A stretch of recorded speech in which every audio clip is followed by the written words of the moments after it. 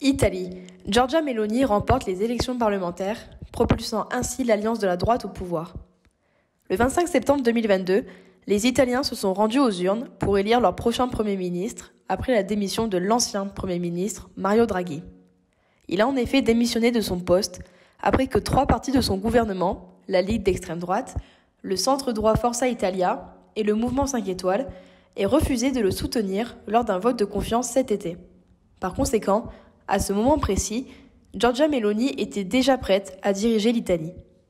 Avec 44,2% des voix, elle a réussi à faire triompher la coalition de la droite et est en passe de devenir la première femme Premier ministre d'Italie. Son propre parti, Frères d'Italie, a recueilli 26,2% des voix. Cette victoire signifie que l'on assistera vraisemblablement à la création d'une coalition avec d'autres groupes d'extrême droite comme la Ligue de l'ancien ministre de l'Intérieur Matteo Salvini et Forza Italia, avec à sa tête l'ancien Premier ministre Silvio Berlusconi. Même si un gouvernement n'est pas encore formé, grâce à cette alliance, la droite prendra le contrôle du Sénat et de la Chambre des députés. Cette nouvelle a suscité des réactions mitigées en Europe, et à juste titre.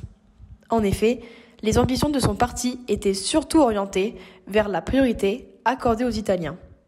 En d'autres termes, c'est tout un pilier de l'Union européenne qui a été ébranlé par cette élection. C'est précisément pourquoi nous pouvons déjà remarquer 2 types de réactions. Dans plusieurs pays européens, le fait qu'une alliance de la droite détienne le pouvoir en Italie est à la fois préoccupant et surprenant.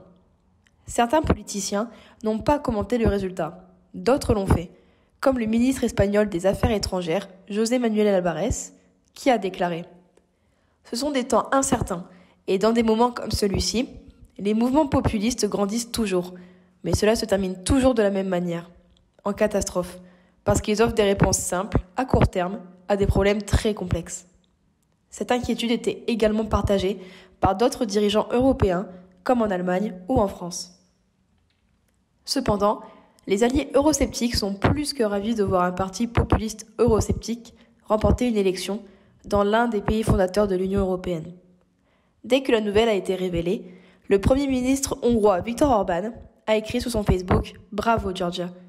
Même chose avec la plus grande opposante au président français Emmanuel Macron et leader d'extrême droite Marine Le Pen, qui a félicité Giorgia Meloni pour avoir résisté aux menaces d'une Union européenne antidémocratique et arrogante.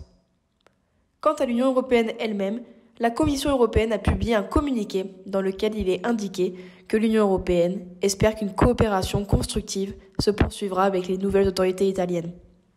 Maintenant, il ne reste plus qu'à attendre de voir qui fera partie de ce nouveau gouvernement et si l'Union européenne est assez forte pour faire face à un nouveau parti eurosceptique au pouvoir.